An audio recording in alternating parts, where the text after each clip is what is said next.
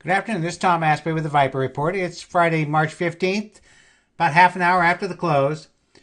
Well, stocks finished the day and the week with very nice gains. You can see the Dow was up 138 on Friday, NASDAQ up 45, S&P up 14. It was up more than that at one point during the day. And the Russell was up 0.25%.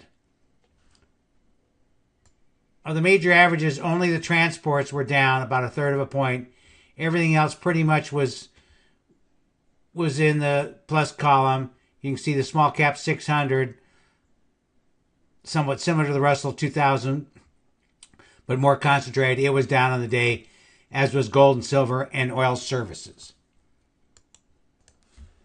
Market internals finished the day positive. 1,700 up, 1,200 down, 138 new highs and 24 new lows. Got some really good feedback from the recent trading lesson I did on the high-low analysis. And as I mentioned to clients, the new highs surged to a new rebound high at over 160 last week, erasing a divergence. Looking at the hourly chart, as of last Friday's close, I was looking for a rebound this week. Thought it might last to the middle of the week and reach maybe the 2750 to 2800 level.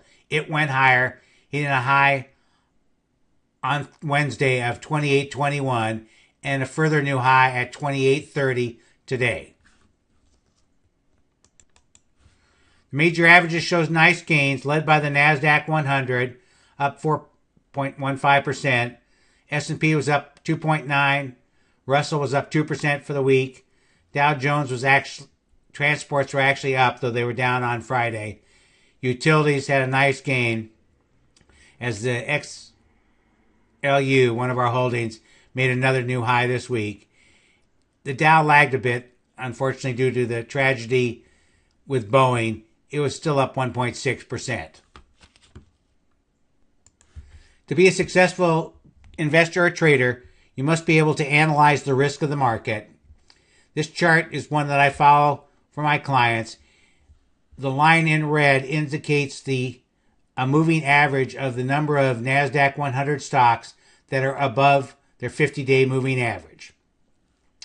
When the levels is low, like below one standard deviation of the mean, as was the case in the fall of 2015 and in February of 2016, the risk reward is very favorable from the long side, as very few stocks are below their 50-day moving average, only 7% in January. Some of you may have read my article the next month pinpointing the market bottom to the day. Conversely, when there are a large number of stocks above their 50-day moving average, the market is a higher risk, as more stocks are overextended and therefore have the potential to pull back.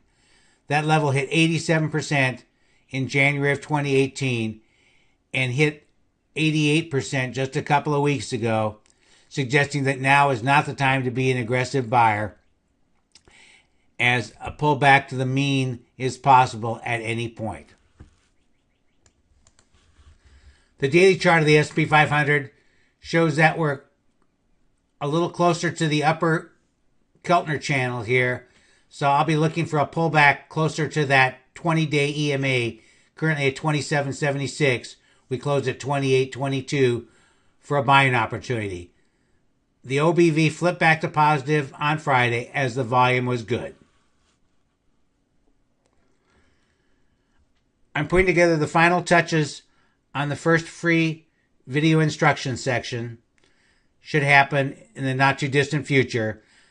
If you have not filled out the survey, please do so. These are not going to be long sessions, probably 15 minutes to a half an hour. And if you like the chart I just showed you, I'll show you how to set that up on a couple of different free platforms.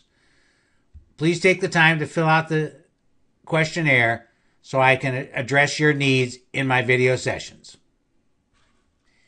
If you're interested in specific buy and sell advice on ETFs or stocks, I hope you'll consider trying out one of my premium services. Go to viperreport.com. You can see the link for the Viper ETF or the Viper Hot Stocks Report. Each is only $34.95 a month. You get 2 full reports each week, plus special market updates when needed. Hope you have a great weekend and look forward to the first video class. Thank you.